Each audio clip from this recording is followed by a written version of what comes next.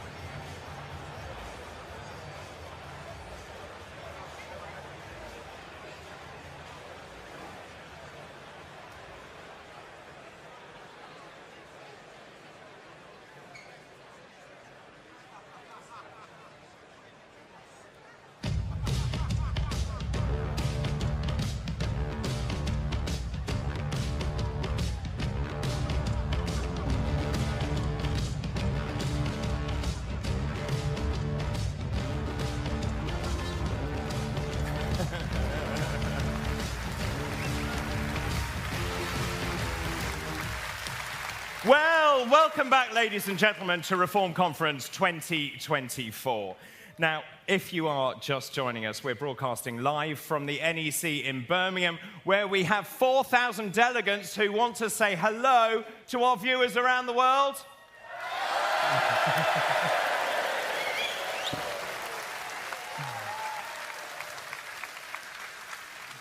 Now, Reform UK is the fastest growing political party in the United Kingdom. Just 4 years old, it has already broken the parliamentary system, gaining 5 members of parliament at the last election, despite the odds. And this, make no mistake, is just the beginning.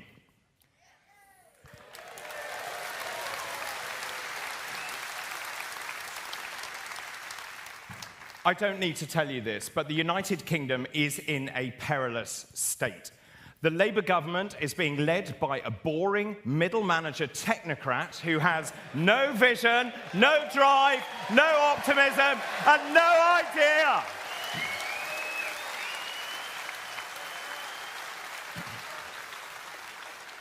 Now, you may remember Starmer promised to do things differently when he entered Downing Street, having spent 4 years attacking Boris Johnson, if you remember, over sleaze, sleaze, sleaze.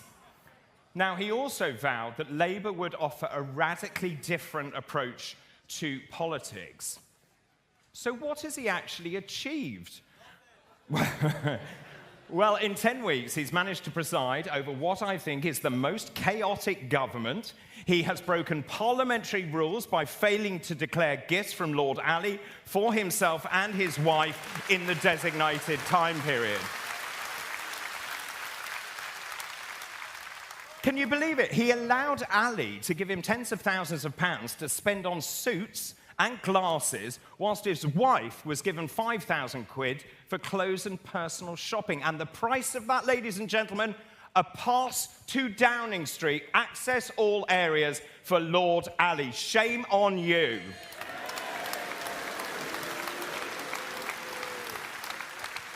Meanwhile, don't worry, Looney Lammy, he's in charge. Looney Lammy, apparently, he is the Foreign Secretary. My jaw dropped open when I heard him say, climate change is a bigger threat to the United Kingdom than terrorism or dictators. Try telling that to Ukraine or Israel.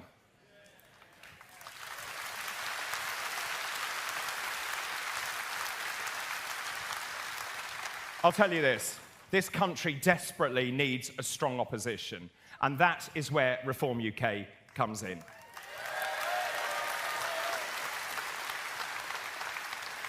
We cannot stand by watching this managed decline of our once great country. We must make Britain great again.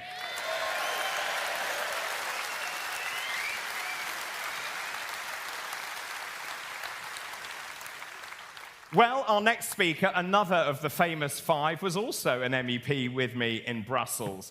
He is a very successful businessman in his own right. He was also the chairman of Southampton Football Club. But more importantly for me, though, he ran, I have to say, the most incredible general election campaign in Great Yarmouth.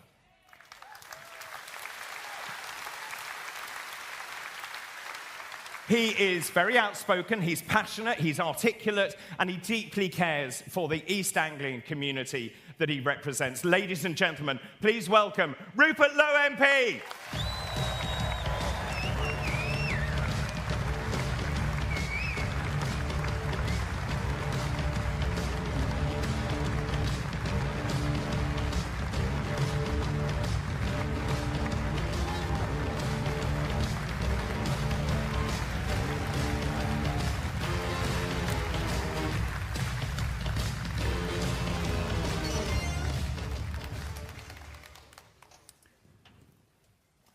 Conference. What a pleasure it is to be here today, surrounded by so many like-minded people, concerned about the state of our nation, with a refreshing paucity of rainbow lanyards in evidence.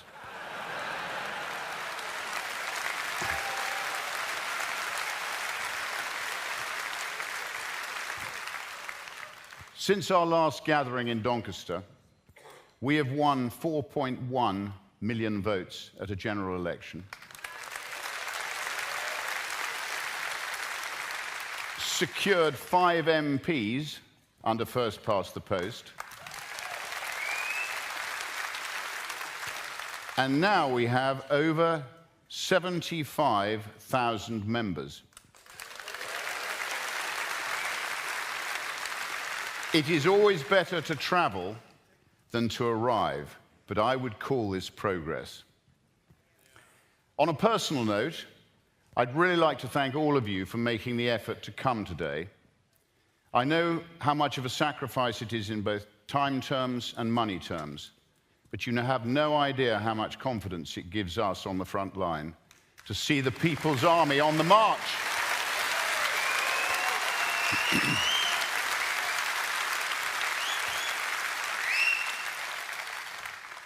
It is said that a picture says 1,000 words, so here it is.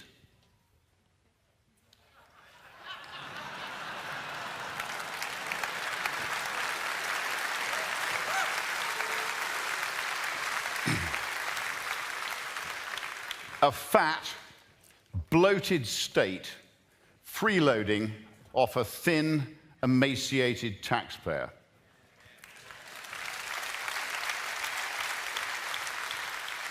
Next time you encounter some Orwellian virtue-signaling doublespeak from local or national government, remember this picture and reflect on the fact that you elect them and your taxes pay for them.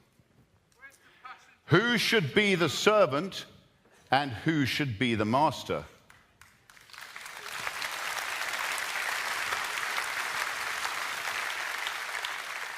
The failures of statism are well documented after the collapse of the Soviet Union. Collectivism undermines individual responsibility and fosters a culture of rule by committee.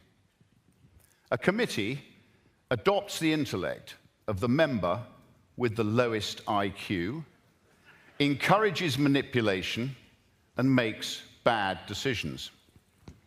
Recent examples in the UK include the post office scandal,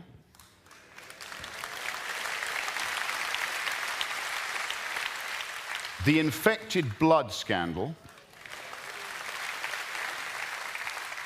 the COVID response in its entirety,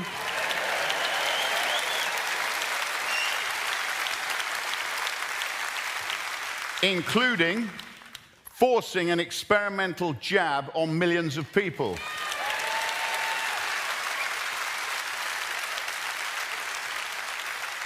HS2, test and trace, EU membership, and almost anything that the government touches.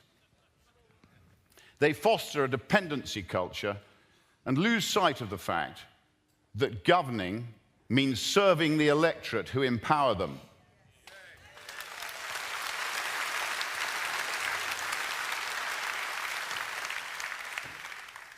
Alexander Solzhenitsyn said, "Human beings are born with different capabilities. If they are free, they are not equal. And if they are equal, they are not free."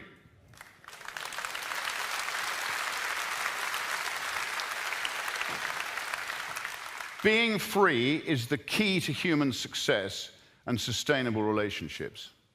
Freedom of speech in Parliament and the country is central to our unwritten constitution through the Glorious Revolution and the Declaration of Rights in 1688. It is the foundation of the relationship between the people, the electorate, the elected assembly, Parliament, and the monarchy.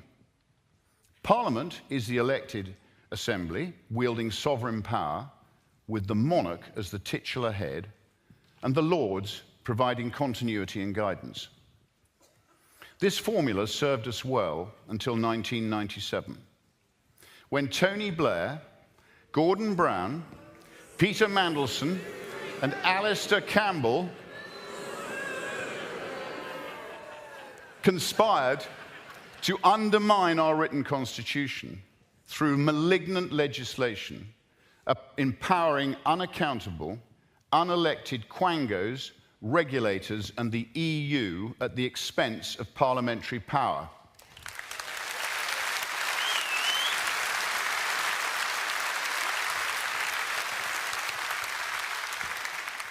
The Equality Act of 2010, for which there was no need, has given legal force and backing to minorities to impose their will and views on the majority.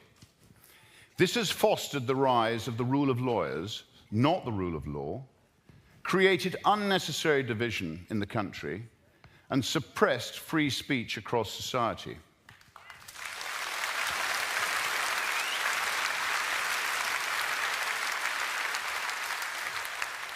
Terms like hate speech, transphobia, and Islamophobia have effectively obstructed dissent, any dissent. Doubt and victimhood have been encouraged, resulting in young people submitting to, rather than dealing with their problems, citing mental health issues.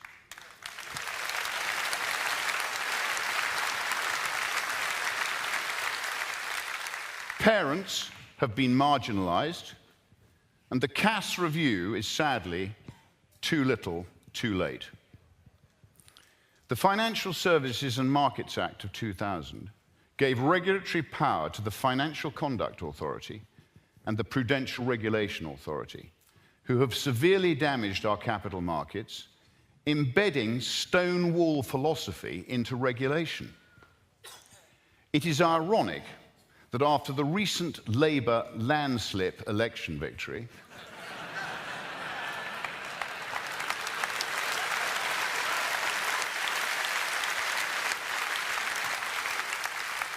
Rachel Reeves will not be able to manage the British economy without another quango, the Office for Budget Responsibility, signing off on her proposed business plan.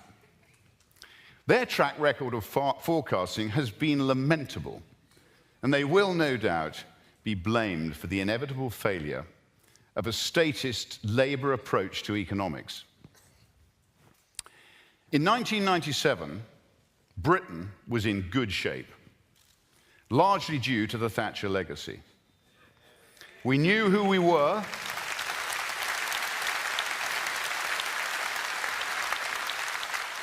We knew who we were. We were still one country. We had sidestepped the euro thanks to Sir James Goldsmith's referendum party. Our public finances were in excellent shape. Taxes were one of the lowest in Europe. And public spending accounted for only 32% of economic output. Most importantly, the population was stable and immigration was under control. Today, national debt has exploded 500% to £2,770 billion. Public sector spending accounts for 46% of economic output. The private sector is being crowded out by the state. Mass legal and illegal immigration is out of control. And over 9 million people of working age do not work.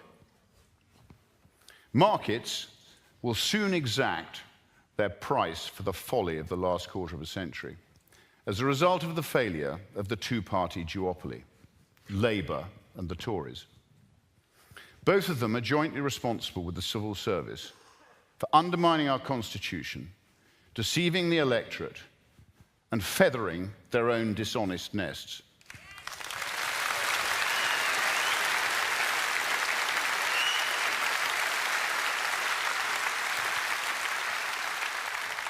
Reform is now the last hope for a return to some form of normality.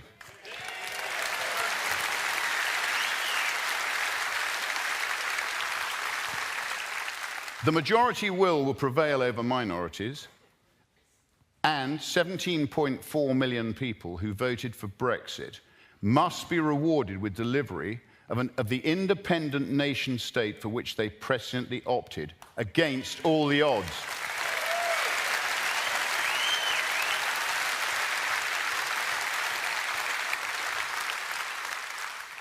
Damaging legislation must be repealed, the size of the state drastically reduced, and total power must be returned to Parliament, who are accountable only to the electorate.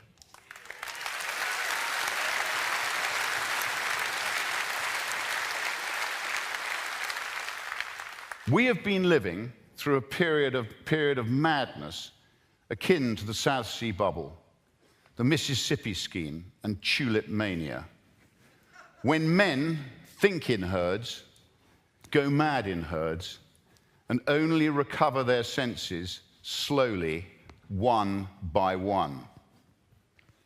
Reform has now established the beachhead in Parliament, which Nigel identified as our primary aim.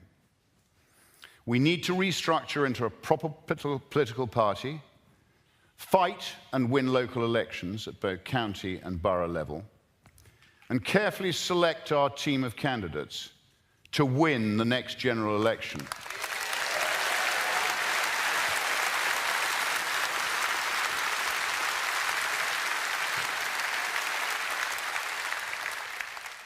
First past the post has its issues, but our 5 MPs have proved that we can win in that system.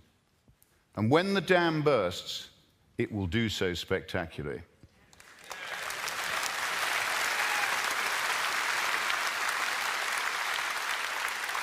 We have a plan to help support our candidates and guide them through the experience we have gained over various electoral forays. They say experience costs money, and I have certainly found that to be true. Our country, our history, our freedoms, and our independent sovereignty are impossible to value. It is now a case of not just can we win, we must win.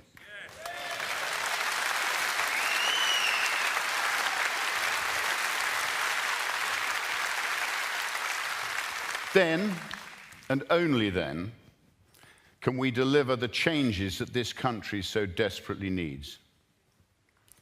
Let's end two-tier policing.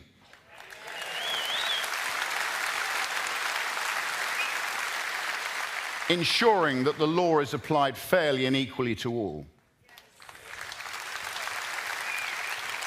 Let's back small businesses.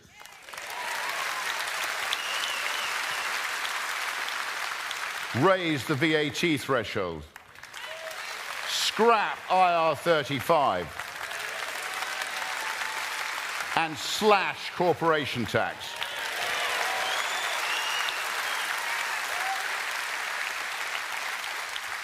We must reward risk-taking entrepreneurs who build businesses, employ people, create wealth, and above all, pay taxes.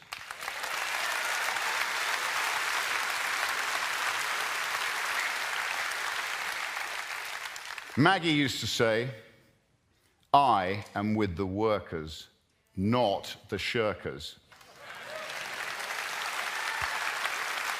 Well, let me tell you, I am with the workers too.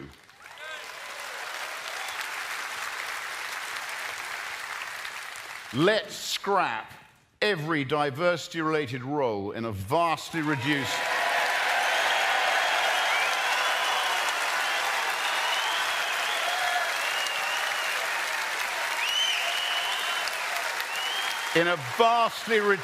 public sector and judge people on merit.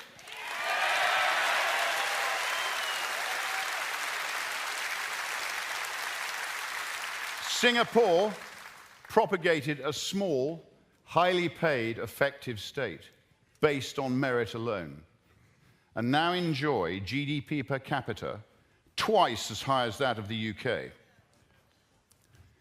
Let's repeal the Human Rights Act of 1997.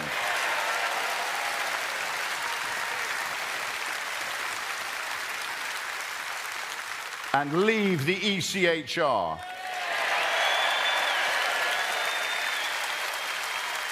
thereby stopping the influence of foreign judges on British law.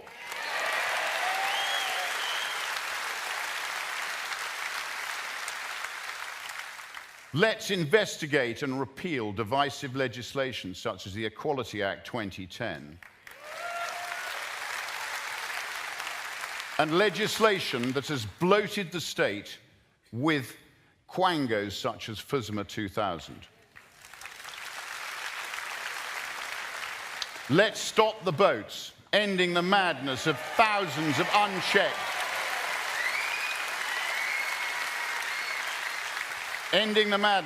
allowing thousands of unchecked foreign young men into the country illegally.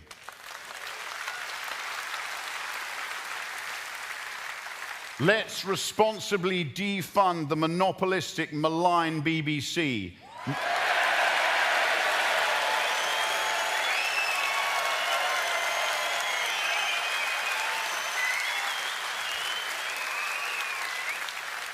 Making it a subscription service and let the people decide its fate. Let's scrap 20-mile-an-hour limits. Low traffic neighbourhoods.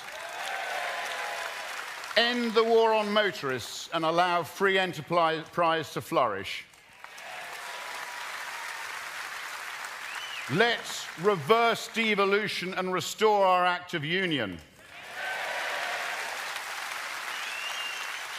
Scotland is now a dysfunctional example of failed devolution, funded by the English taxpayer through the Barnett formula, with Wales close behind. Less government must be better for all citizens. And finally, let's slash legal immigration.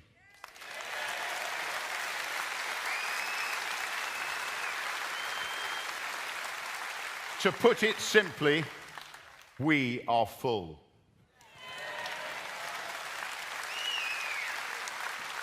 Only the best and the brightest who will contribute to our economy and, importantly, integrate into our society should be allowed in small numbers.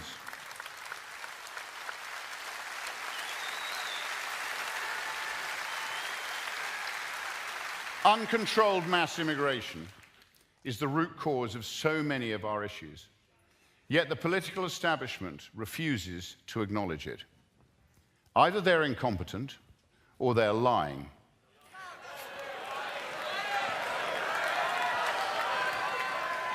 Fearing the failure of their misguided policy of a utopian multicultural society. As Margaret Thatcher said, after 9/11, the events of September the 11th are a terrible reminder that freedom demands eternal vigilance. And for too long, we have not been vigilant. We have harbored those who hate us, tolerated those who threatened us, and indulged those who weakened us.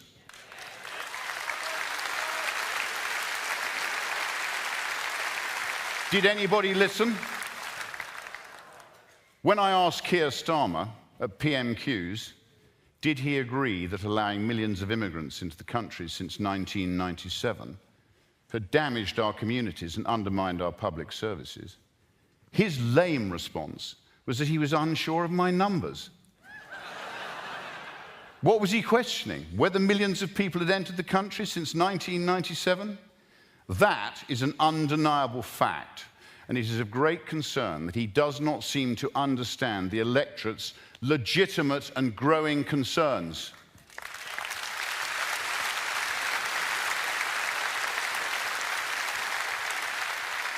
Sadly, his instincts as a human rights lawyer, from which he has earned his living, is embedded in his DNA.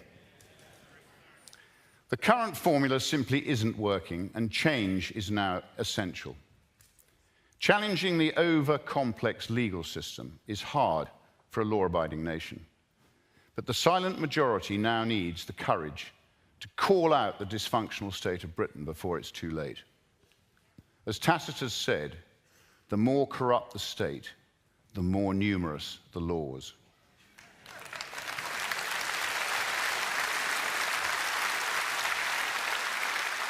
Our collective objective has to be a reform government between now and 2029, which represents the interests of the British people.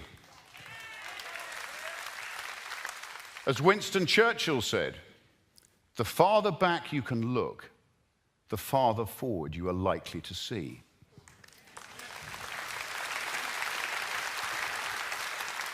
In looking back, I came across the view of Socrates on democracy and its vulnerability.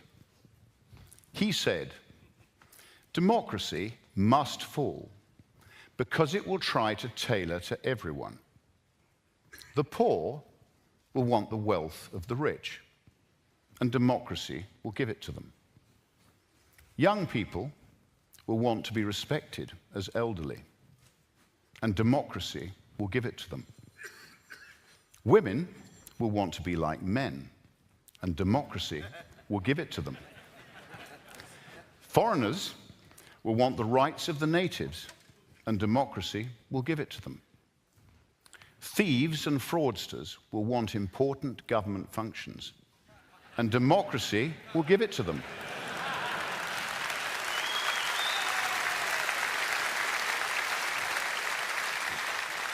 And at that time, when thieves and fraudsters finally democratically take authority, because criminals and evildoers want power, there will be worse dictatorship than in the time of any monarchy or oligarchy.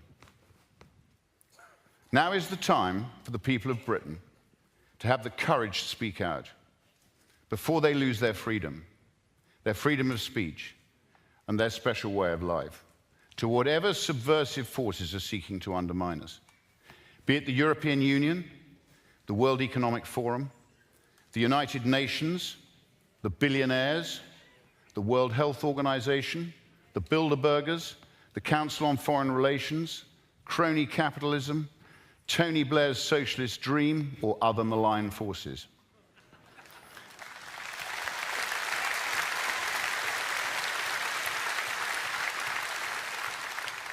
Reform represents the people, fairness, common sense, and an accountable government in Westminster for the British people.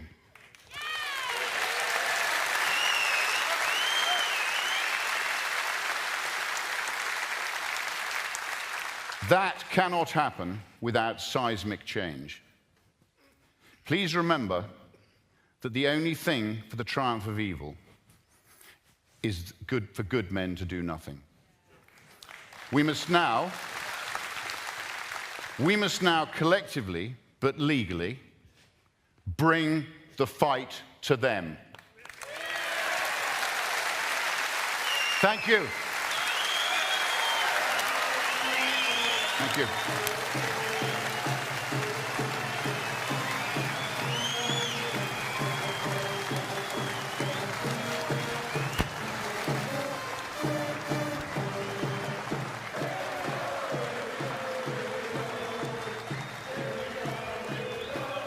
Ladies and gentlemen, just a quick note about tomorrow, the second day of our conference.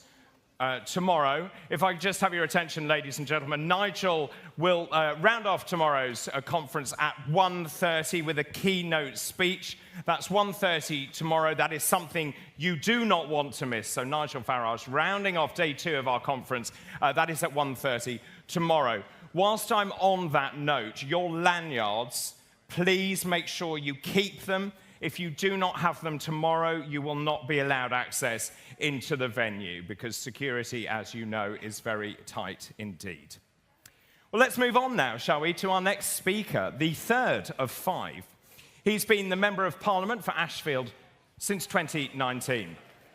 Now, he was originally elected as a member of the Conservative Party. Yes. But he defected to Reform UK in March of this year and became our party's first MP.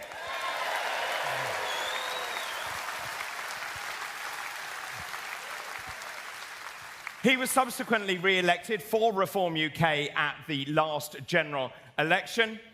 Ashfield born and bred, he originally started life as a coal miner. Now, his views have stayed stable as the world of uni-party politics have shifted around him. Now, for years, he was the most sought-after ticket on what they call the Tory rubber chicken circuit.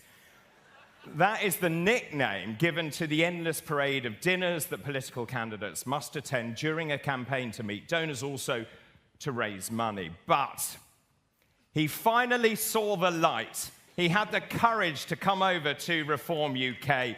Courage which many of his former colleagues in the Tory party now wish they had had. Ladies and gentlemen, please put your hands together and welcome Lee Anderson, MP.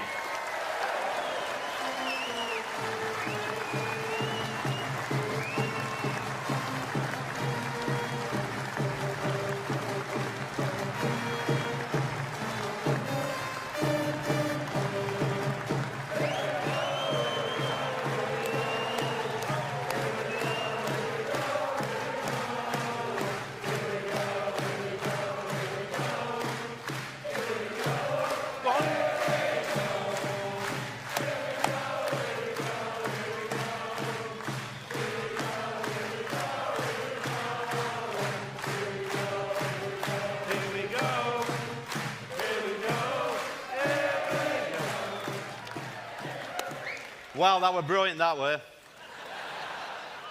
Welcome, conference. It is indeed a pleasure to stand here before the People's Army. And I want to thank each and every one of you for making the sacrifice to come in here for the weekend. I know times are tough. I know money's in short supply. I know many of you have had to have a day off work, hotels, travel, childcare. So from the bottom of my heart, thank you for coming today.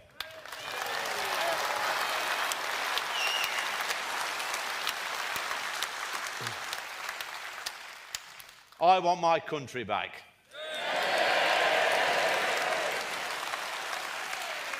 The question is, do you want your country back? Amen for that. You know, I remember a time when our children went to school and they were taught how to read and write and become good citizens. They were not taught they could be a different gender. They did not have to sit down and listen to a 6'5" drag queen read stories to them. This has been happening under our watch in this country. It's an absolute disgrace. I want this nonsense to stop. Yeah. Let children be children. Let them grow and develop and learn and make their own mistakes. They'll figure it out when they get to 18.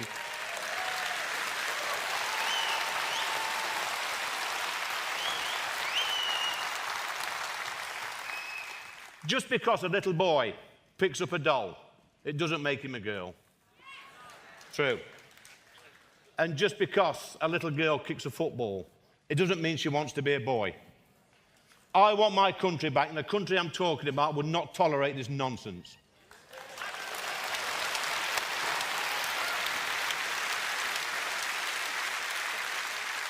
Over the past few years, nearly 150,000 illegal migrants have crossed the English Channel, and they've been picked up by British boats and then placed in 4-star hotels, given free legal advice, and then allowed to settle in our country. It's a disgrace.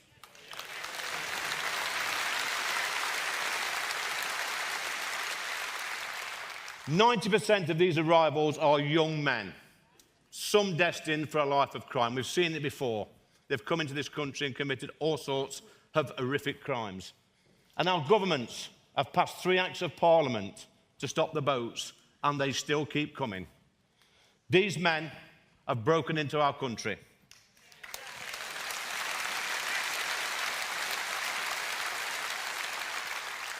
And guess what, conference? I do not want them here. Come on.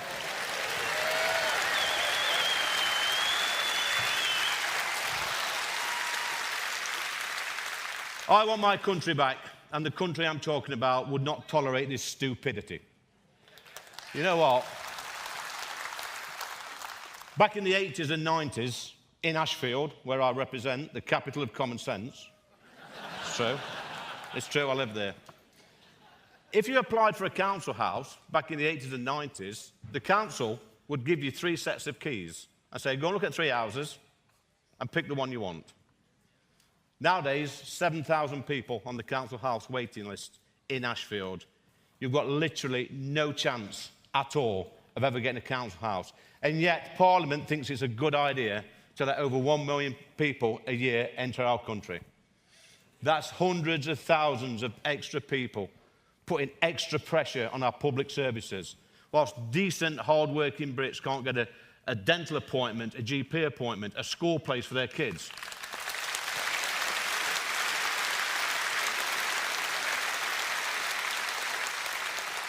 And these idiot politicians tell us that mass migration is a great thing and makes us all better off.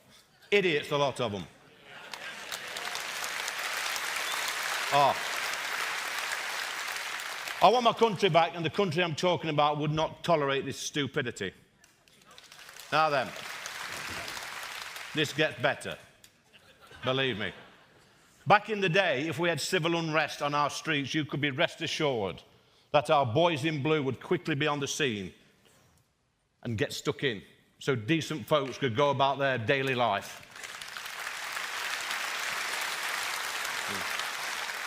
Just imagine telling people in 1984 on the picket lines, on the miners' picket lines, I was there with my dad and my family. Just imagine telling the police and the striking minds at that time that fast forward 40 years, and we'd see a load of undernourished, vegans, grey-haired, yeah, armed with a Just Stop Oil high-vis vest and a dangerous pair of Jesus sandals. Yeah. Entering London and bringing the whole capital city to a standstill, whilst the Metropolitan Police stood by and did nothing apart from dance the Macarena.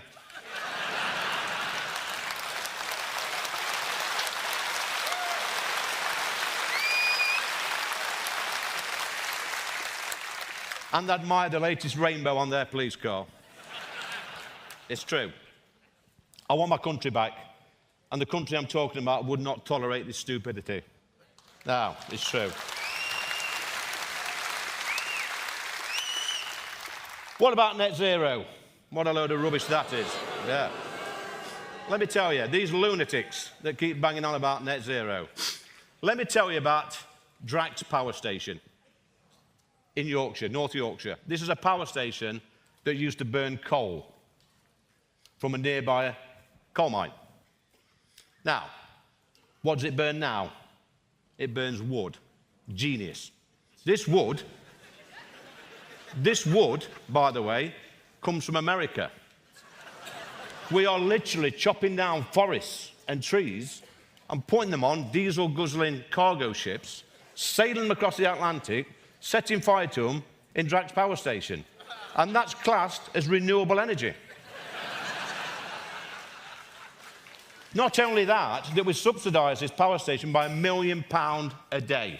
It's cost us £11 billion so far, whilst we've got shale gas, oil under our feet. It's nonsense.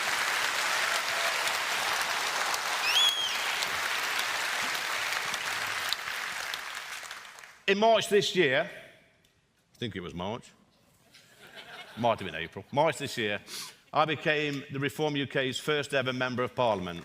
Yes, that's right.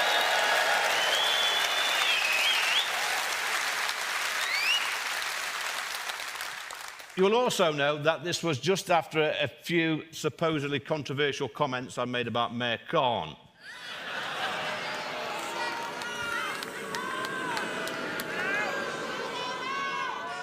I like to think of it as constructive criticism.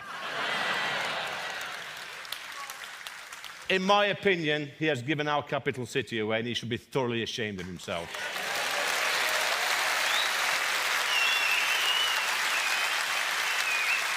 Yeah.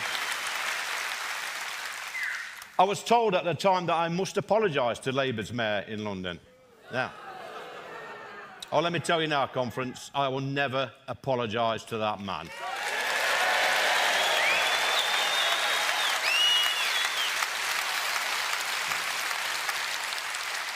Let's look at his track record. Overall crime up by 21%, violent crime 35%, homicides 5%, knife crime 54%, sexual offences 51%. It should be him who's apologising to the people of London.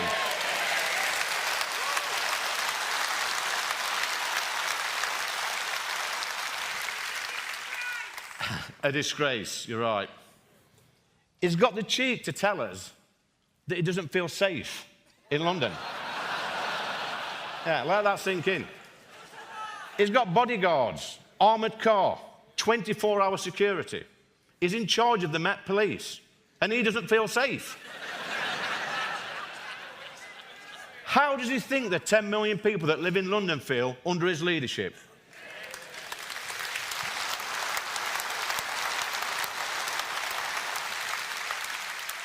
This man needs booting out of office for the sake of London.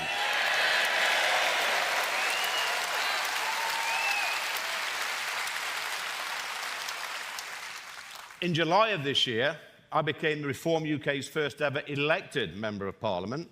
Yeah, you can clap for that as well.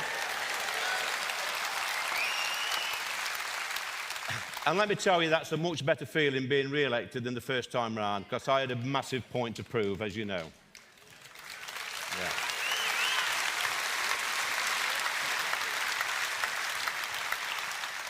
But, conference, the greatest achievement during my political career was in 2022, I was voted the worst man in Britain by the Daily Mirror. Yeah.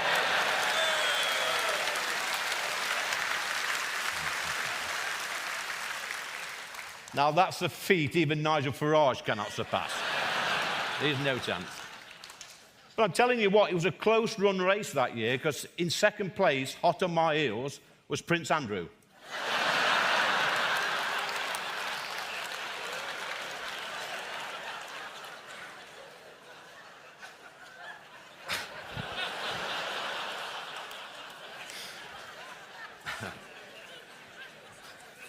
Even I find it funny, and I've read it about 20 times. So. Yeah, the Daily Mirror criticised me for my stance on the England side taking the knee. Nobody should be taking the knee to Black Lives Matter.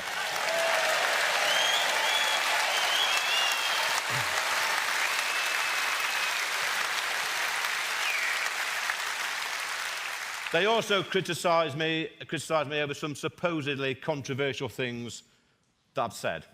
Listen, it's not controversial to call out BLM. It's not controversial to be concerned about what our children are being taught in schools. It's not controversial to be concerned about mass immigration.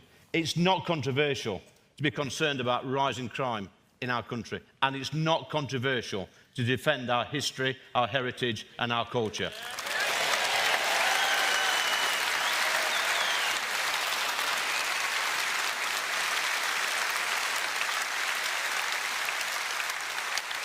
Let me tell you this, friends, our great country is a gift to the world. Look, it really is. Look at the gifts we've given to the world: the Industrial Revolution, steam engines, mining, mills, shipbuilding. Did you know that the UK has invented 51% of all the inventions in the world over the past 1,000 years? Incredible.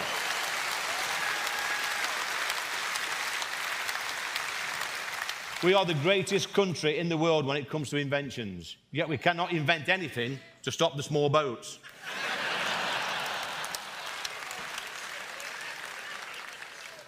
Look at the sports that we've given to the world: football, cricket, rugby, golf, tennis, hockey, badminton, squash, table tennis, boxing, snooker. The list goes on and on. Look at culture: D.H. Lawrence, Wordsworth, Keats, Byron, Shakespeare, Dickens, Tolkien, Orwell, Jane Austen, Ian Fleming, C.S. Lewis, George Eliot, and the greatest cultural hero of our time, Jim Davidson. Where is he? Where are you, Jim? Where is he?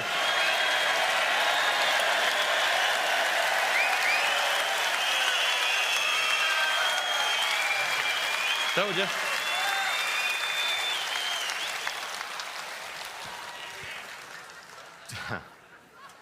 He didn't know about that.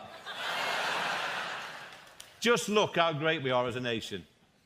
Yet Parliament seems determined to give all that away and apologise for our past. Now, my message is simple. We are a great country. And if you do not like our history, our heritage, our culture, then clear off. Yeah?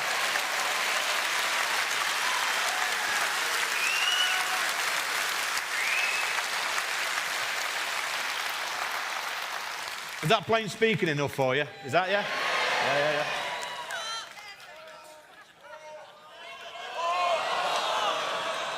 Yeah. Okay, a bit more. Let's be honest, friends. We have made mistakes in the past. And when we make mistakes, we must apologise. And we've been responsible for some awful things. Things like the BBC.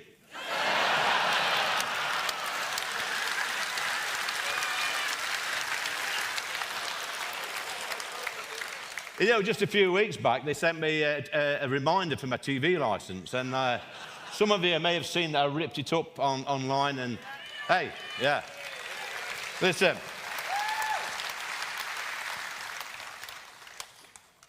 Guess what? They've sent me another. Now, what do you think we should do with this? Huh?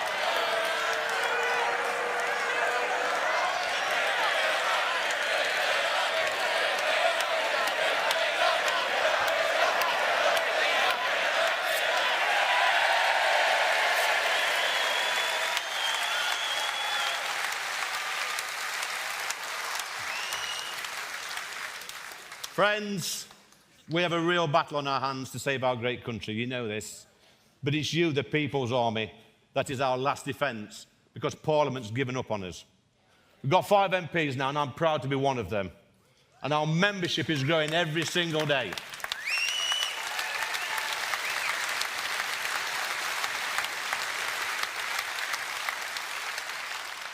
Next year, we're going to win hundreds of seats, council seats across the country. That's a fact.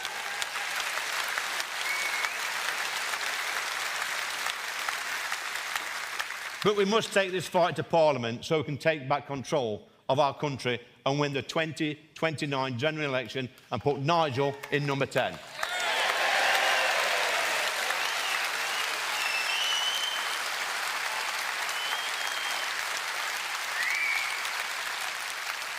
Friends, we can do this, but we can only do it if we stand strong. The establishment absolutely hate us. They want us gone, but we're going nowhere.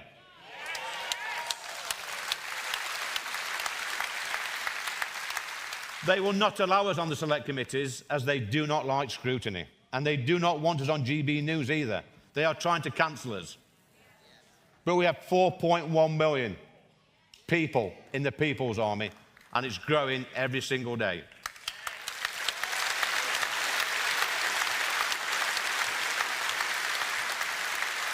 Listen, the mainstream parties are scared of us, and so they should be, because we're coming for them at every single ballot box in the country. Friends, stay strong, keep the faith, spread the word, and together we will get our country back. Thank you.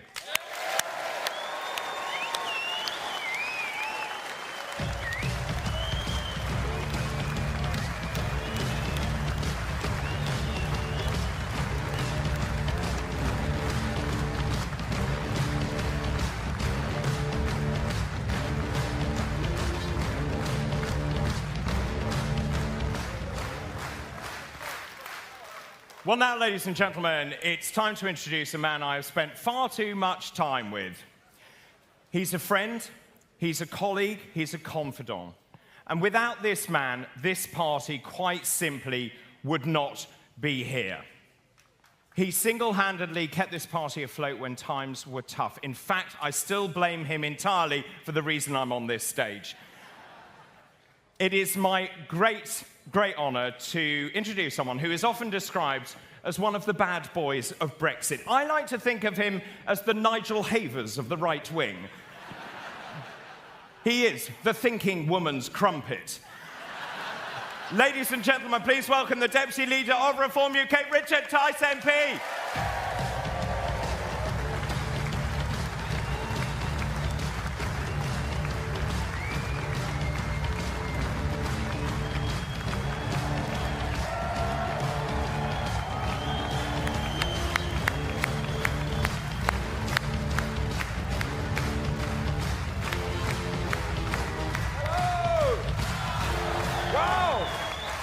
Wow!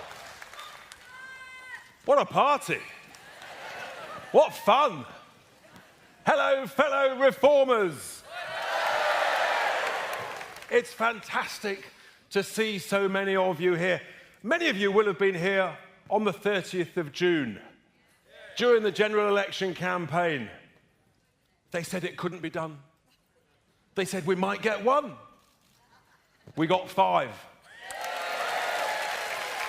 Thanks to you and 4.1 million other people across our great United Kingdom. And firstly, I just want to reiterate the thanks to all of you being here. It's incredible, the time, the money, the commitment that you give. And we've achieved, and we are achieving, something absolutely extraordinary. In my own constituency that no one forecast could be won, I overturned the biggest ever Conservative majority of 25,500 people.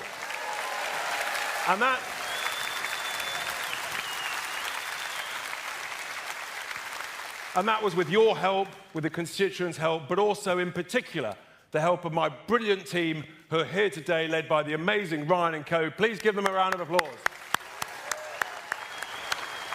Now, it's quite a moment. It's quite a moment arriving in the House of Commons, being led by, some might call him our chief whip, but the truth is, the great Lee Anderson, wasn't he good earlier? My word, wow. Our Lee, he's a brilliant tour guide, absolutely brilliant. The House of Parliament, big place.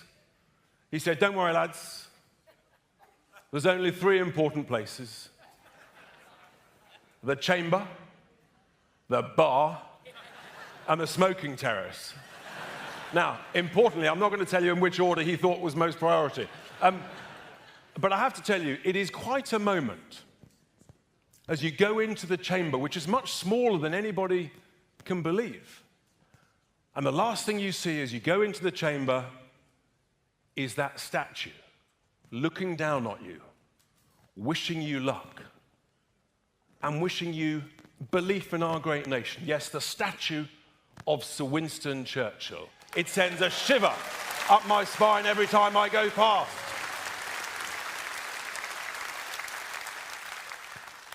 And we've had some fun in the chamber. I've spoken about 16 times, and we've been holding this government to account, and there's all sorts of procedures. You have to bob up and down like a yo-yo. God, I sat there for 4.5 hours, bobbing up and down, and Lee tells us what to do, the brilliant Lee. And let me tell you, we talk about thanks. But when Lee Anderson had the courage, the conviction, the passion, and the belief to make that huge leap, when he looked me in the eye back in February, he shook my hand and he said, Richard, let's do it. We did it, and that was the moment.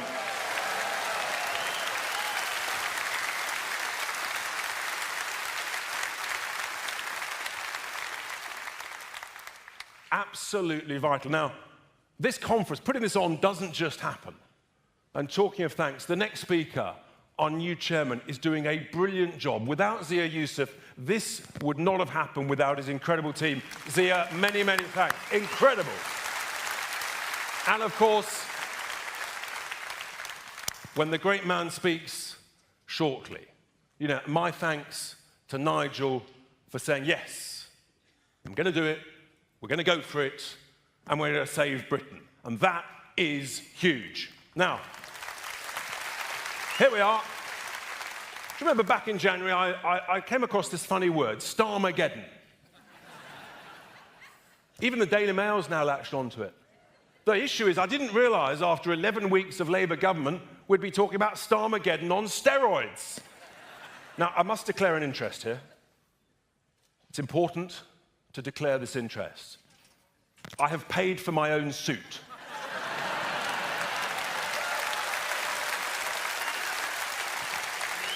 Who knew? I don't know, what do I call him? Do I call him Sponger Starmer? Do I call him Scrounger Starmer? Do I call him Free Gear Kia?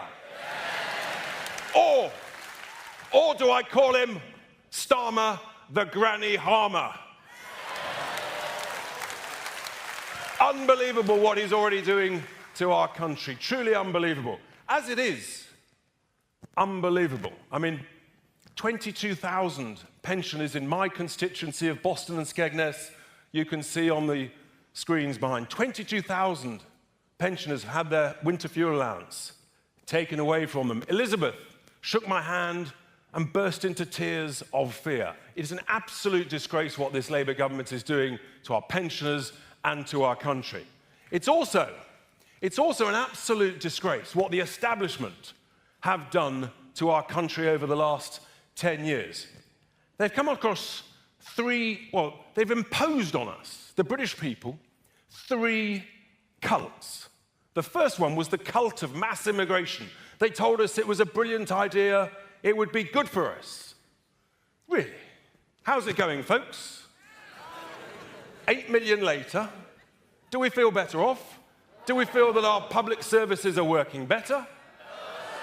And I tell you what, last week was a really important week in our country. Last week, all of these 3 cults were exposed for the fraud, the con, and the lie that they are. Last week alone, the Office for Budget Responsibility, that great institution that Rachel Thieves loves, the Office for Budget Responsibility admitted that actually low-skilled migrants never contribute to our country more than they take out. But we've been told the opposite for decades. The great lie exposed of mass immigration being a benefit to the United Kingdom. The second cult, this sort of new religion that we had to bow down to, and if you don't, you're a dreadful person. If you don't bow down to these religions, you know, if you want to express concern about immigration, no, you're a bigot and we'll cancel you. Well, if you don't bow down to the cult of the NHS, then you're a bad person. We're going to cancel you. Apparently you want to privatise it. No, we don't. We just want a healthcare system that works in our country. Thank you very much. Even a lovely lady here earlier came up to me and said, I'm a retired nurse.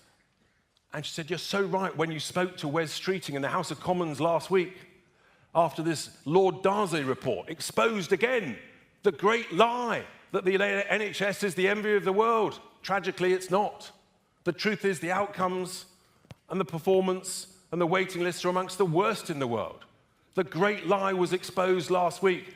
The good news is Wes Streeting, the health secretary, he agreed with me in the House of Commons when I said the NHS needs reform. The truth is the country needs reform. Now, so that's the second cult that has been exposed last week. But the third cult that I want to focus on is the cult, this new religion of net zero. Oh, God. I mean, honestly, but it was all exposed last week, wasn't it? And then there's my new best friend, I'm only joking, Ed Mad Miliband. He is, in this extreme cult of net zero, he is the chief zealot. He really is. He's absolutely obsessed. In the chamber, he's like a man possessed. I actually had to leave the chamber. My blood was boiling. It's unbelievable. He wants to cover all our farmland. My constituency of fertile land, he wants to cover it with solar panels. He doesn't care about blighting the countryside with hundreds and thousands of huge 50-metre pylons, including across my constituency. This man is a danger to our economy. He's the most dangerous man in Britain to our economy today. Last week we had thousands of jobs sacrificed on the altar of net zero in Port Talbot. The business secretary had to admit that he agreed with me. We have a problem with our energy prices, our electricity prices. Yes, we absolutely do, because of the madness of net zero. That's the reason that those jobs are being destroyed. That's the reason that 400 plus jobs have gone in the Grangemouth refinery that's being closed, announced also last week. Absolute insanity. There's thousands more jobs going to go, sadly, in Scunthorpe. And then we had the other news. Yes, they're not going to proceed with the coal mine in the northwest. Hundreds more jobs lost.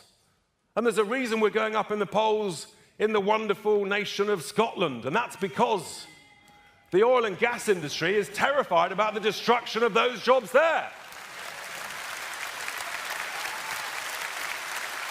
As you can tell, I've got to be honest, I'm pretty wound up about this. It may have come across. So, quite right, sir. Are you wound up about this? Yes! Excellent. We're all on track. They are. It's unbelievable what's going on. And when you travel to other nations who have been lucky enough to enjoy, like we do, oil and gas energy treasure, do you know what they're doing? They're all extracting oil and gas as fast as they can.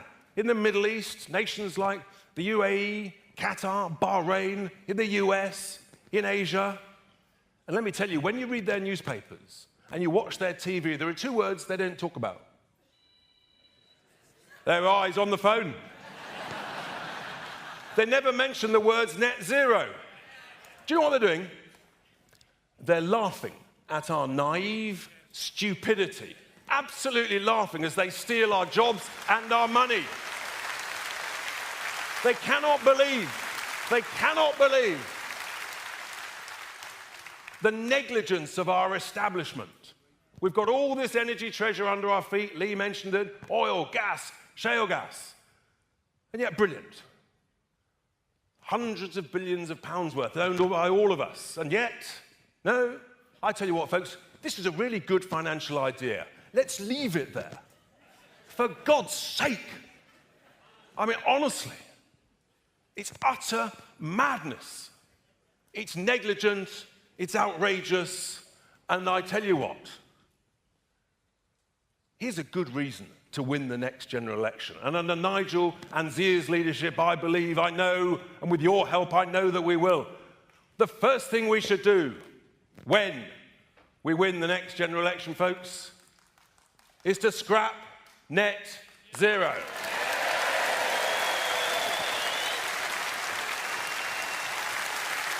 And I tell you what,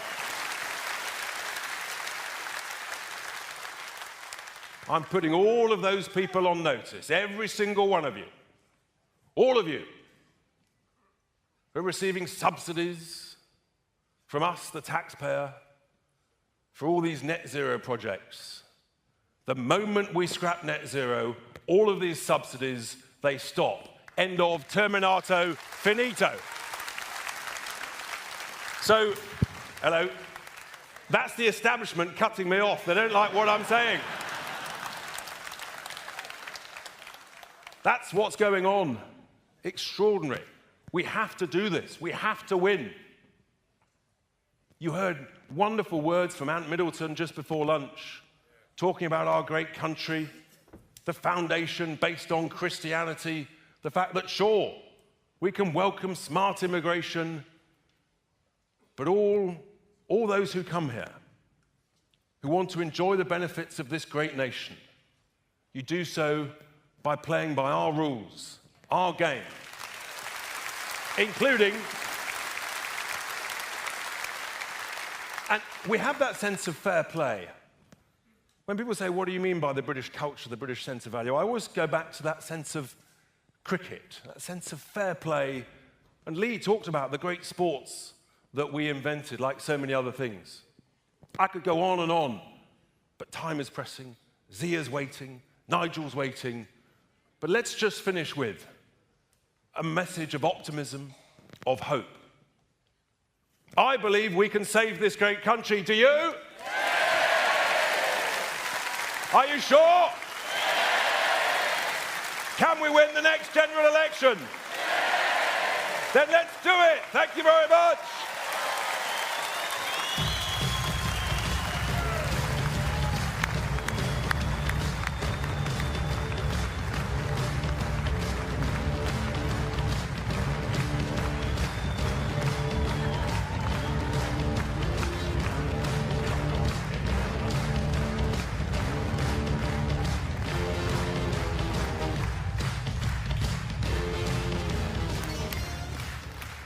Now, ladies and gentlemen, I mentioned earlier that Reform UK was a start-up built from the ground up and built in record speed thanks to the hard work and dedication of so many of you and so many volunteers generally.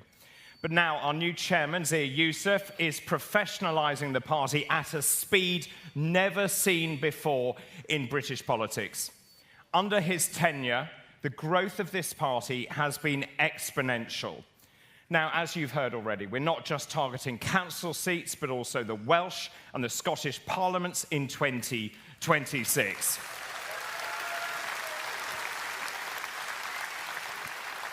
And the polls look really good. The polls have already shown we're on track to win anything up to 20+ seats in Wales and anything up to 10 seats in Scotland.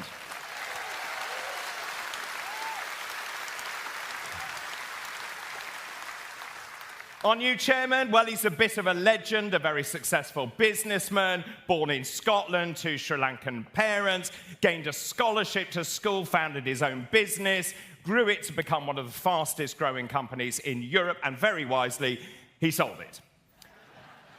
Now, he first became engaged with this party before the election, and he has quite a job on his hands. He's been charged with making this party an election-winning force. Ladies and gentlemen, please welcome our chairman, Zia Yusuf.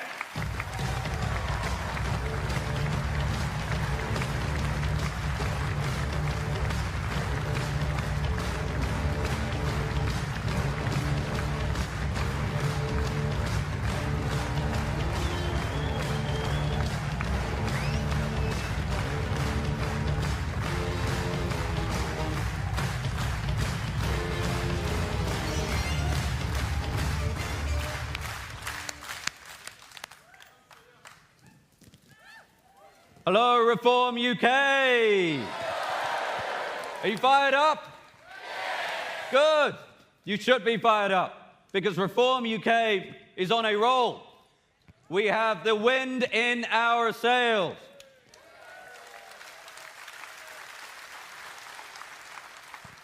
We are now polling at 18%, up from 14% at the general election just a couple of months ago. We've opened hundreds of Reform UK branches across the country. Our membership has surged to 80,000 people as patriots like you, ladies and gentlemen, join our movement.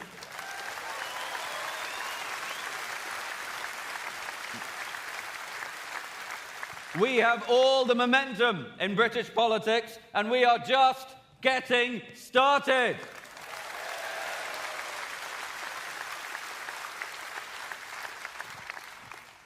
But we meet, ladies and gentlemen, at a time of great peril for our country. Working people in Britain feel betrayed, demoralized. They see the nation and the culture that we love being robbed from underneath us. Many of them fear walking to the local store lest they fall victim to the knife crime epidemic the Westminster elite are too cowardly to curtail.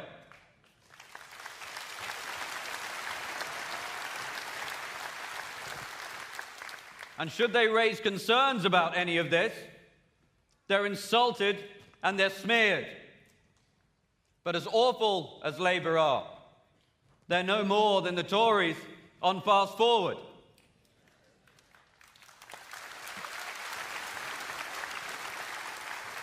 Both parties leave our border open, explode the size of the population, raise taxes, drive fuel bills up, release violent criminals from jail early, and put foreign citizens above their own.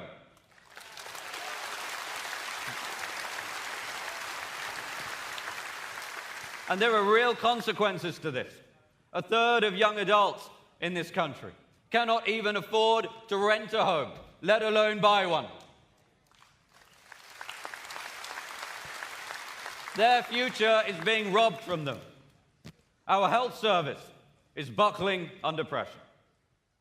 The Tories promised in manifesto after manifesto to bring net migration down to tens of thousands. Each time they exploded migration numbers to record highs, they left office with that number at 750,000 per year. The Tories told us what we wanted to hear, and then they betrayed every value their voters elected them to uphold.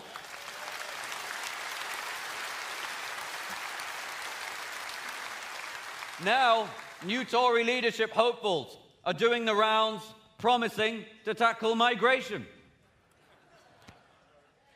This despite all of them being in the government that presided over the greatest betrayal of the British people in history.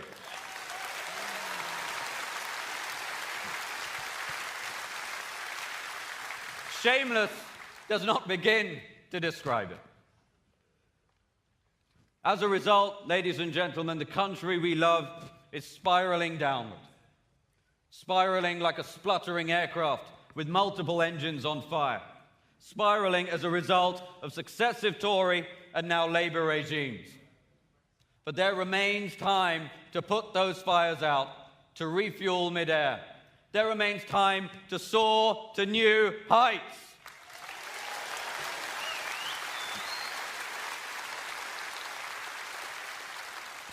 Doing so will take bold, decisive action. And only we can do this.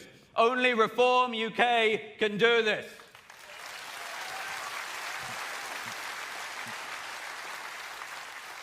The party structures that underpin the Tories and Labour are too corrupted, too infiltrated. They're designed to churn out leaders who offer more of the same. Ladies and gentlemen, 14 years of catastrophic Tory mismanagement and this new Labour government have brought our country to its knees. They want us to give up. They want us to lose hope. But while this great country may be on its knees, patriots across the land are standing up. Patriots like you, the amazing men and women in this room, are standing up and saying, no, we are not having it.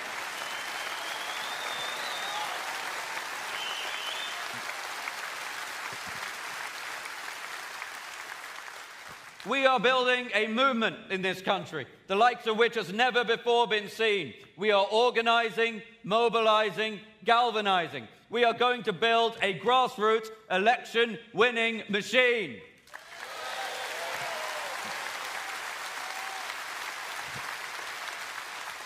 If we do that, and if you do that with us, then, ladies and gentlemen, we will win the next general election.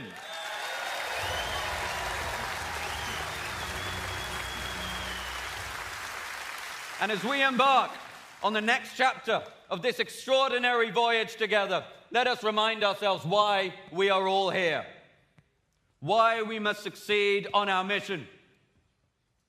British values that undergird our very civilization have come under all-out assault. It is down to us, it is down to you, to protect and celebrate the miracle of British values. These are the values of equality before the law, the presumption of innocence, freedom of speech, freedom of religion. These are the values that have been exported across the globe. They've given rise to the United States, to Canada, to Australia. British values are the foundation on which human ideas come to flourish.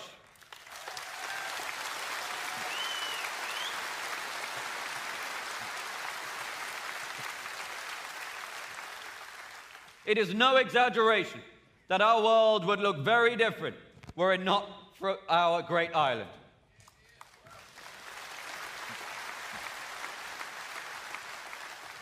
You know, prior to 1928, hospitals were full of people who would die of blood poisoning from a simple cut or scratch.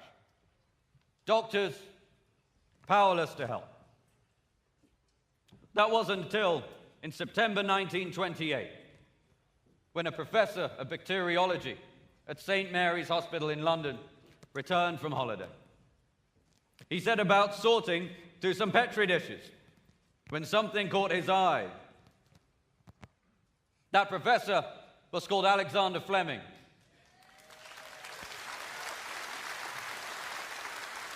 His discovery of penicillin changed the course of history and saved over 100 million lives. The world owes a debt of gratitude to Britain.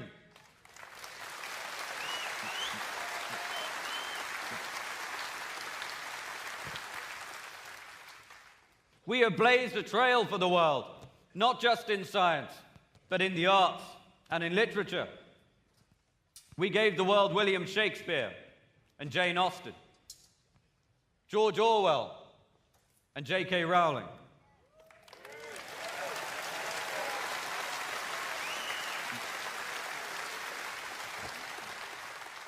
Charles Dickens and Ricky Gervais.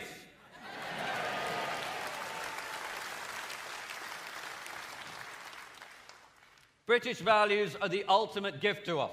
Gifts from those who conceived of them, and then the millions who laid down their lives to protect them for us. Let us not forget the sacrifices made for us to preserve this gift.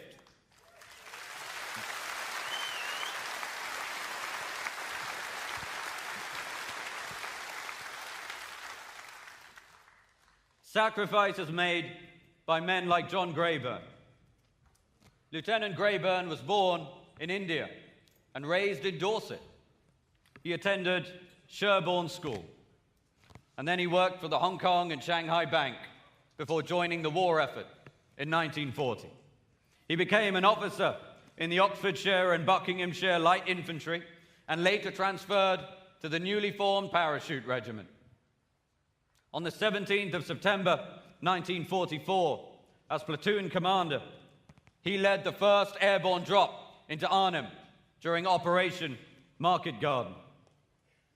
Greyburn's platoon seized the Arnhem Bridge and held it under relentless enemy fire for over 3 days. Almost immediately, he was met by fierce fire from machine guns and was shot through the shoulder. Despite this, he pressed forward with extraordinary bravery. Despite having no cover, Lieutenant Greyburn continued to lead his men until the casualties became so overwhelming he was ordered to withdraw. Refusing to abandon his post, he personally directed the retreat. He insisted on being the last to leave the bridge. The enemy, recognizing his astonishing determination, resorted to extreme measures, using tanks and demolition charges. Finally, an enemy tank approached at such proximity to his position that it became impossible to halt. He was defenseless.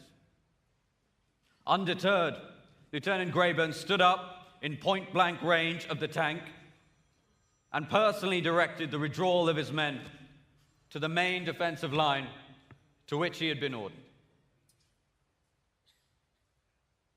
80 years ago to this very day, Lieutenant Greyburn was killed in action, and he was posthumously awarded the Victoria Cross.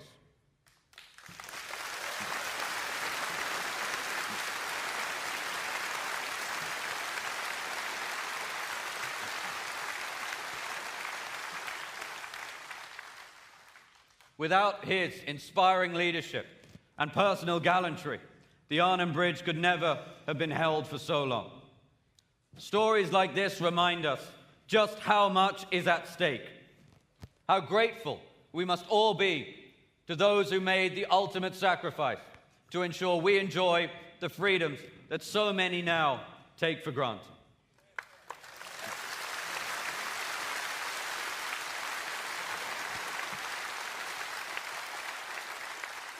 which is why we need patriots like you and across the country to work hard with us to save our nation. We cannot do this without your help.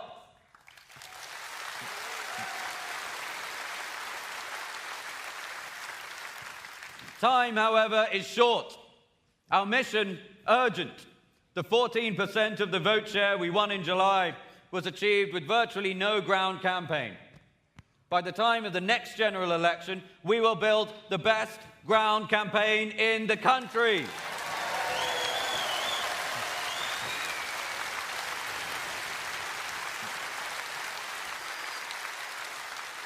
The enthusiasm and energy that reform has is already unsurpassed. What we need are systems and infrastructure to harness it. I've now been chairman of reform for 2 months. In that time, we've seen our membership surge to 80,000. We've launched hundreds of reform local constituency branches and prepared to stand thousands of candidates in local elections next year. By 2029, Reform UK will be ready to be the party of government, and a Prime Minister Farage will embark on the most ambitious and bold reforms this country has seen in our lifetime.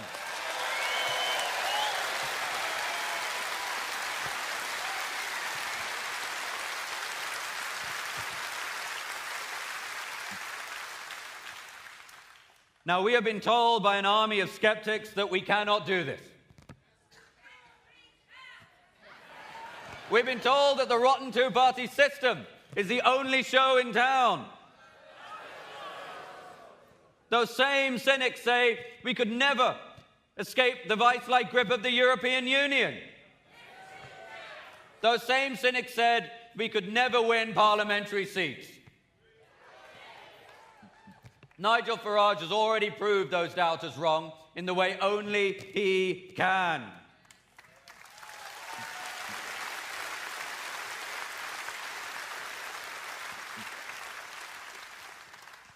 Those same cynics now say that we could never win the next election and elect him as our Prime Minister. Well, we have news for them. Just as has happened so often before in our proud history, the indomitable spirit of the British people will prevail.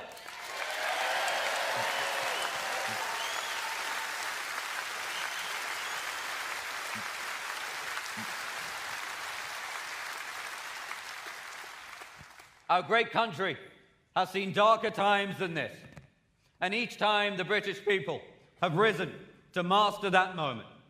Each time, proud patriots, like the ones in this room and across the country, have come to Britain's rescue in a time of need. Each time, Britain has emerged rejuvenated and stronger than ever.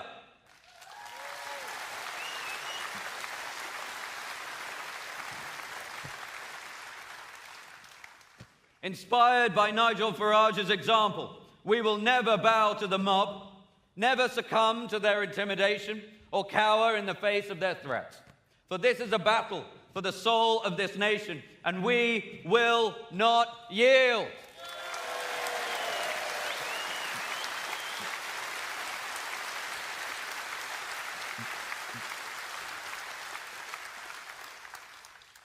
We know in our hearts that this country can be saved.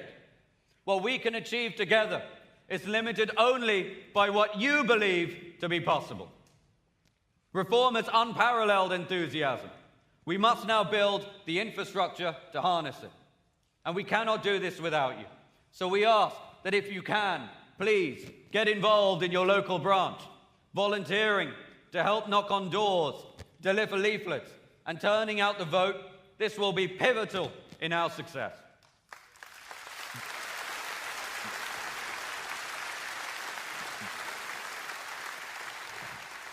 If you do that, we can make huge gains in the council elections next year, perform brilliantly in Scotland and Wales the year after that, and then we will see Nigel Farage at the podium of Downing Street, and we will usher in a new era of hope and prosperity for the United Kingdom.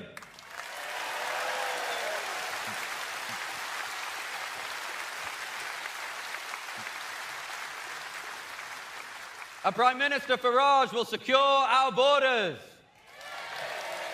freeze migration, defend and celebrate British values, stop the boats, get the knives off our streets, cut energy bills, and put British people first.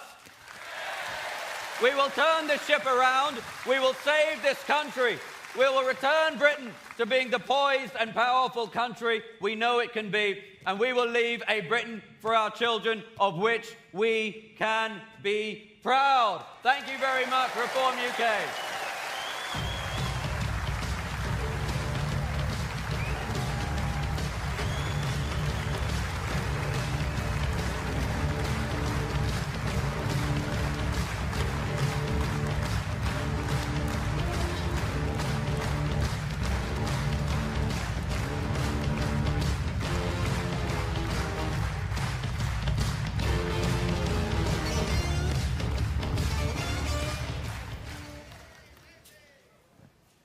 Well, ladies and gentlemen, now it is time for our final speaker. I think it's fair to say he is a true force in British politics. This man I first met when he phoned me and asked to stand in the European elections. Now, he's been variously described by people as diverse as Rod Liddell, the columnist, to Ken Clarke, the former Conservative MP, as the most important politician of a generation and the most successful. There is no doubt this man has changed British history.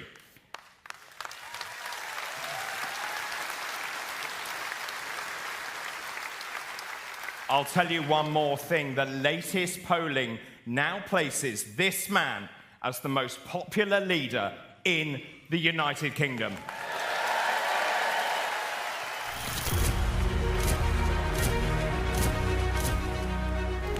It's over 20 years since he first stood in a by-election. He missed out then, but he made it to the European Parliament, where he established his own style. Would you buy a used car from this commission? I'm asking for 10 seconds. Who are you? I'd never heard of you. Nobody in Europe had ever heard of you. You all laughed at me. Well, I have to say, you're not laughing now, are you? June the 23rd go down in our history as our Independence Day. There's some breaking news. In the last few moments, Nigel Farage has tweeted this. He said, I'll be making an emergency general election announcement.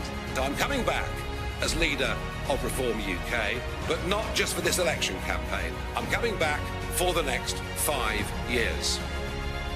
The massive result for Nigel Farage, not just a win, but a very clear one.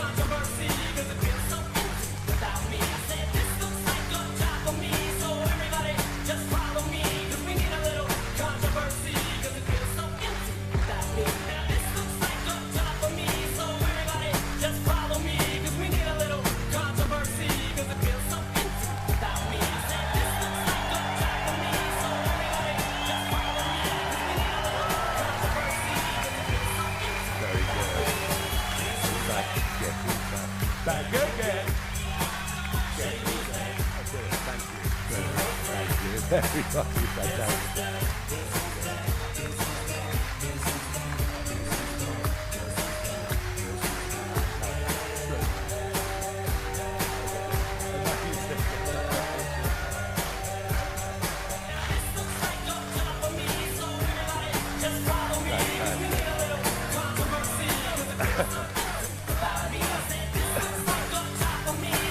It's amazing. Thank you. Thank you.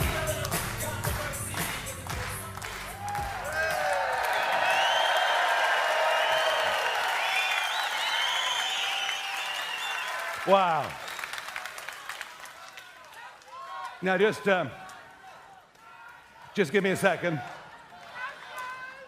Just give me a second.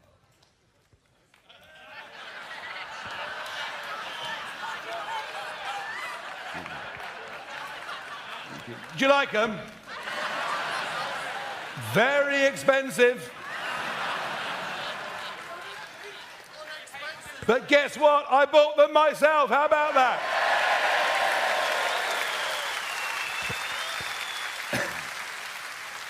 Wow. I got to tell you, the energy, the optimism, the enthusiasm that we've got in this room is not something that could be replicated by any other political party in this country. And indeed,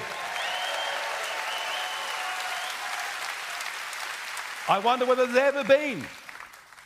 ever been a party conference in this country with this level of energy and fun. Thank you so, so much, all of you, for coming along and supporting us. So it was the middle of May, end of May this year, and my life was going pretty well. I just had a big 60th birthday. I'm in not bad health, which is down to clean living.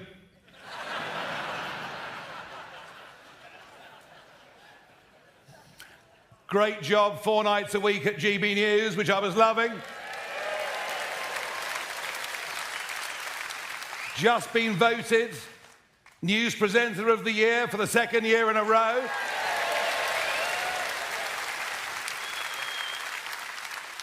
And I had not 1, but 2 grandchildren on the way. The first of whom, I'm delighted to say, was born on June the 23rd, Brexit Day. How about that? So I was doing well, making money, no pressure, no stress, no abuse from the press.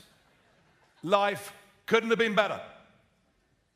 And then Rishi Sunak calls a snap general election.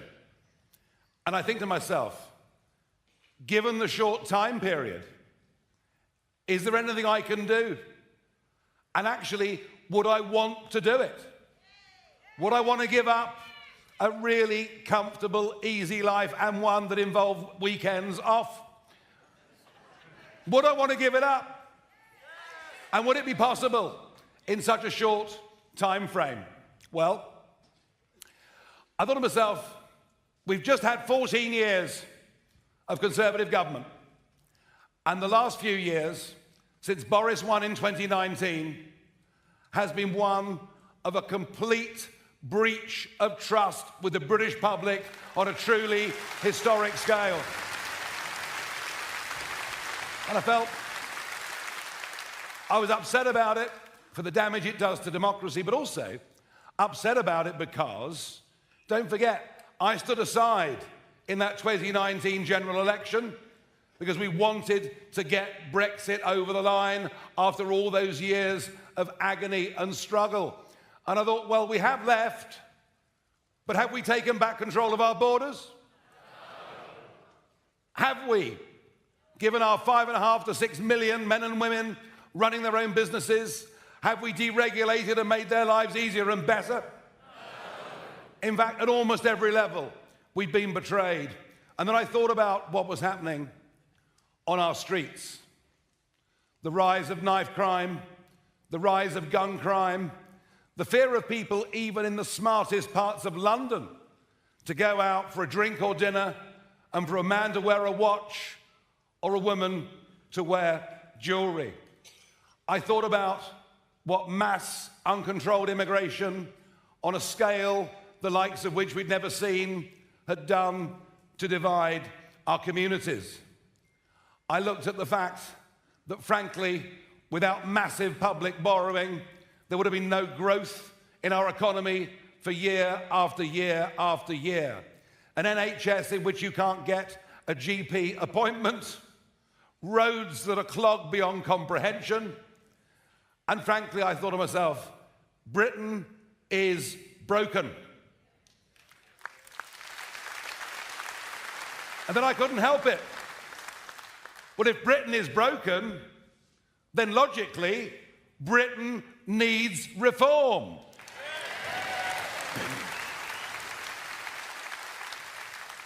So I was really in a terrible quandary as to what to do, genuinely. And then I went down to Dover for a day. I went and joined Richard up in Skegness, Lee, in his constituency of Ashfield. And I began to have people in the street walking up to me, speaking to me as if almost I was letting them down by not giving up my lovely life. Anyway, in the end, I thought, whatever obstacles, the fact we've only got a few weeks, the fact that 40% of the population don't yet know who reform even is, I thought despite all of that, actually, there are two achievable goals in those 4 weeks and 3 days.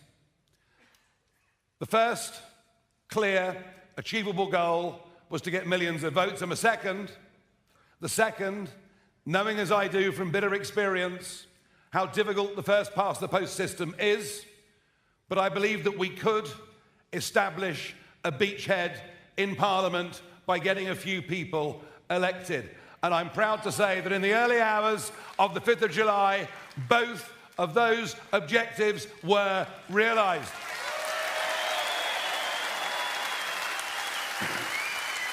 And that is, and all that is, it's just the first big step on what I now believe, if you're with me, if you support me, if you're prepared to help me, well, then it will become the first big step on what I believe can be a truly astonishing, historic journey that can do something to do our country good, to honour those that have gone before us, and to give our children and grandchildren a better future. It's the first step.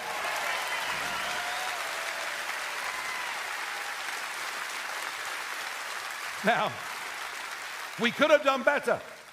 We could have done better, but at that stage of the game, and this is absolutely not knocking Richard and what he did to keep this thing alive for all those years, we weren't big enough. Give Richard a round of applause. Go on.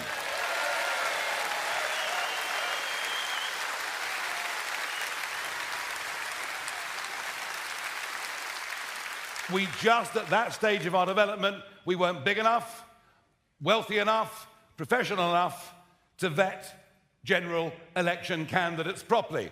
And we were let down. That amateurism let us down. We could have won a lot more votes, and there are lessons that we need to learn from that. So as I stood after the count in Clacton in those early hours of July the 5th, I said that yes, of course, I would represent the constituency, the constituents in Parliament, but I had a job, and my job was to professionalise and democratise Reform UK. That was a solemn promise and pledge that I made to you, the members. On professionalisation, we've made some changes. Richard is now my deputy leader, who also sits in Parliament and subs for me as leader when I am not there. And that was a good, solid, sound appointment. I know you all agree. And then somebody of exceptional talent, who I'd met over a decade ago, reappeared during the campaign on the scene. He's a young man in his late 30s, who's done rather well in life, who is really rather patriotic, who just gave a brilliant speech to this conference, and I really think having Zia as our chairman has already made a massive difference to our level of professionalisation. Around them are a small but very professional team. Just look at what they put on in this conference. Isn't it truly incredible? Isn't it beautifully done? And we're recruiting right now to get full-time regional managers and regional organisers. So I feel that my promise to professionalise the party is now on track. I also promise you that in future we will be vetting candidates rigorously at all levels. I promise you that. We haven't got time, we haven't got room for a few extremists to wreck the work of a party that now has 80,000 members and rising by hundreds every single day. Amazing. But it's on the democratisation of the party where perhaps I've been the most criticised, although, having said that, I'm quite used to being criticised for virtually everything. Any major, terrible event that happens in the country is clearly my fault. It's lucky I don't care, isn't it, really? They can write what they like. I don't care, because I know what I believe in.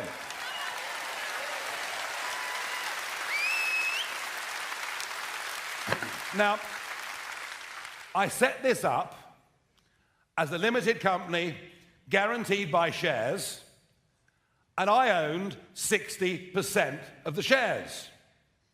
Now, I could make a joke and say that it led to streamlined decision-making,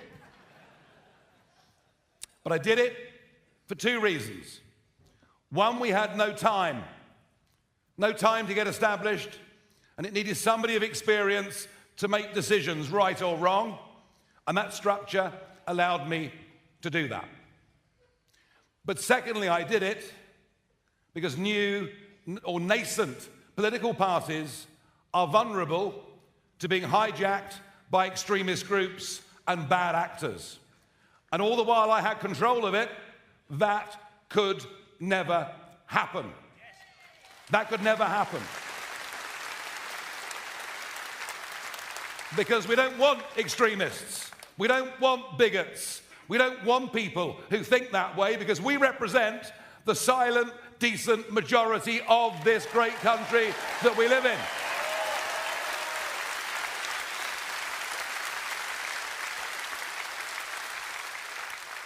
But the time has come. The infant that Reform UK has been growing up. We had the teenage tantrums, which were those that caused us harm in the general election. But we're now at a different point. The party is an adult. And this weekend is when Reform UK comes of age. We come of age, and so I've got to make, and I want to make, the necessary adjustments. There will be before you tomorrow, well, you've had it already on email, there'll be a vote tomorrow morning on a constitution for the party. We changed the structure of the party. No longer will it be a company guaranteed by shares, but a company limited by guarantee. It'll be a non-profit making organisation, and I will not be the shareholder. In fact, do you know who's going to be the shareholder of Reform UK? You, the members, will own this party. You will own this party, not me. And we will have a board to manage the party with significant elected representation from the members. And that board will be there to safeguard how we're operating, to prevent entryism. We wouldn't want a Corbyn-style takeover, would we, of our party as Labour suffered a few years ago. But the real story of this conference and of the plan for the future is not the share structure. It's not the management board. It's this. We have already set up, and we are in process of setting up right now across the country, and bear in mind we've done this in 2 months, 266 constituency associations. That is an incredibly fast move. But we need those branch associations in literally every constituency in the land. I went up in the campaign to Sunderland to do a public event. It was organised at 48 hours' notice, and 1,000 people arrived. It was incredible. And we were there in Sunderland, where they don't generally like people from Newcastle. But we had Sir John Hall, who was there, who's here with us today. Welcome, Sir John. It's lovely to see you. And really good to see you. And John said to me, and he's getting on a bit, but he's done a few things in life, and he's rather bright. He said to me, the problem is these 1,000 people, you remember, they'll all go home and not know anybody else. And it's really what Ant Middleton was talking about this morning. It's about building teams. It's about having unity. And it's through the branches that we get these structures. It's through the branches that we raise money. It is through the branches that we find the necessary candidates to fight elections. It is through the branches that we actually become part of the local community, not just a national political party. And there is a template for this. Now, I never thought I'd say this, but we have to model ourselves on the Liberal Democrats. Now, that doesn't mean that you'll see me cascading down waterfalls. And I won't behave in a way that I think is particularly stupid, even if others think I do. Now, the Liberal Democrats build branches. The Liberal Democrats win seats at district, county, and unitary level. The Liberal Democrats build on that strength. The Liberal Democrats put literature and leaflets through doors repeatedly in their target areas. And despite the fact they haven't got any policies at all, in fact, the whole thing's really rather vacuous, isn't it? But they managed, with a vote much lower than ours, to win 72 seats in Parliament. So not only am I giving you the shares of the party, I'm actually giving you the responsibility for making this a success. Whatever we do,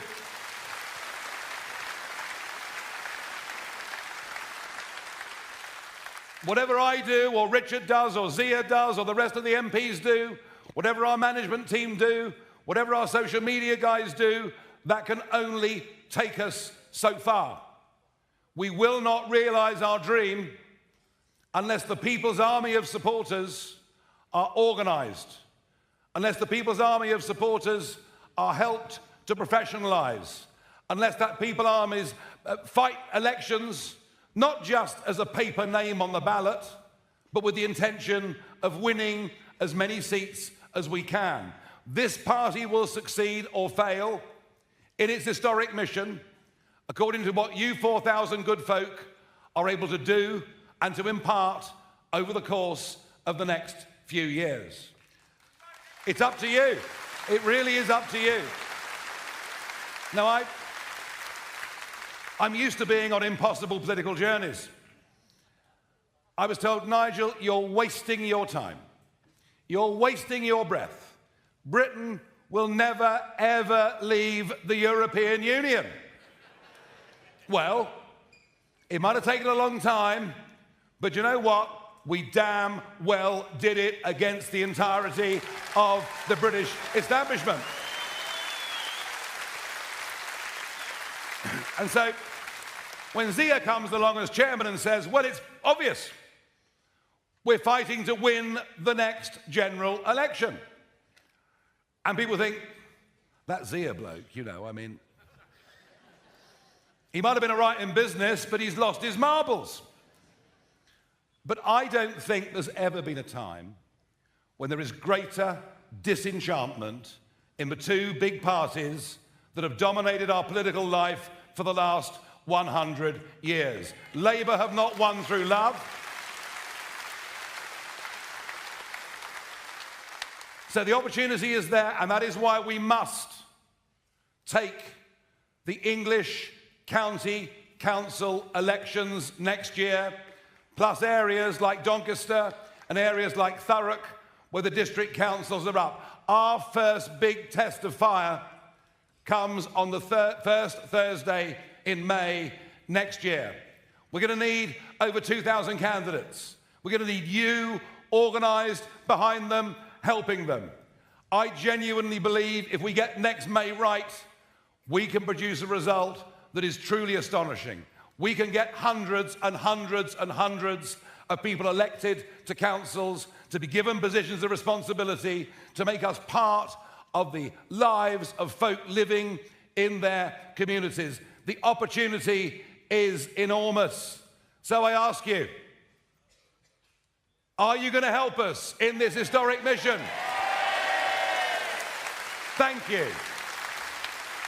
And we'll go on. We'll go on the next year. Scotland, what a remarkable, well done for coming, thank you. I saw a couple of kilts earlier, I thought they must have come from there. The fact we're neck and neck in the polls with the Conservatives in Scotland already, the fact that a small team managed to field candidates who didn't embarrass us in every single one of those Scottish constituencies, there are opportunities there. In Wales, Wales will elect under the D'Hondt proportional representation system. It is it not, David, the most astonishing opportunity? And these are all our building blocks. These are all the big hurdles, I guess, that we have to get over. But if we succeed in 25, we build even bigger in 26, and we keep going, then I promise you, sky is the limit. Sky is the limit. And, you know, have a look at what we're up against. The journalists are obsessed with who is going to be the next Conservative leader. Who is the one I most want? Who is the one I least want? Well, from what I can work out, one of them is campaigning as a Liberal Democrat. One of them thinks that having worked in McDonald's for a week makes them working class. One of them appears to have had a Damascene conversion from being part of the establishment and the established view to suddenly saying things that many of us in this room would agree with, but lacks any discernible personality whatsoever, and would lead a party that is split down the middle anyway. And the last of the four has got the most inappropriate surname I've ever come across in my life, which indicates an IQ rather higher than I actually believe they have. And the truth is, I don't give a damn who the next leader of the Conservative Party is. I really don't. The point about them, it doesn't matter who leads them, the brand is bust. The brand is broken. People will not go back to them. They've let us down so badly. And as for Labour, I mean, goodness me. Have you ever known a new Prime Minister get off to a worse start than Keir Starmer? It's truly shocking. I mean, the message of things can only get worse is hardly inspiring, is it? And now we're living in a state, and you all know it, but they'll deny it in Westminster until the cows come home. We're living in a state with two-tier policing. We're living in a state with two-tier justice. We're living in a state that is led by two-tier care, and we've had enough already.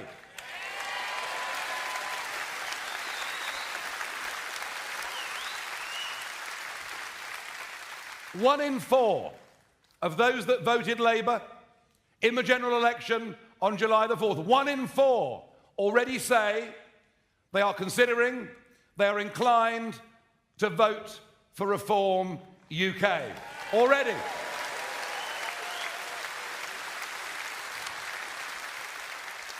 We do not need to change the mind of a single person living in this country, because the silent majority is already with us on the key issues that we care about.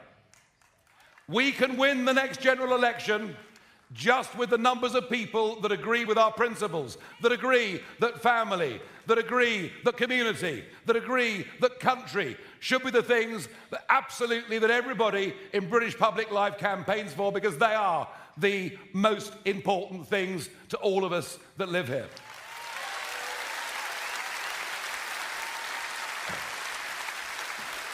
No.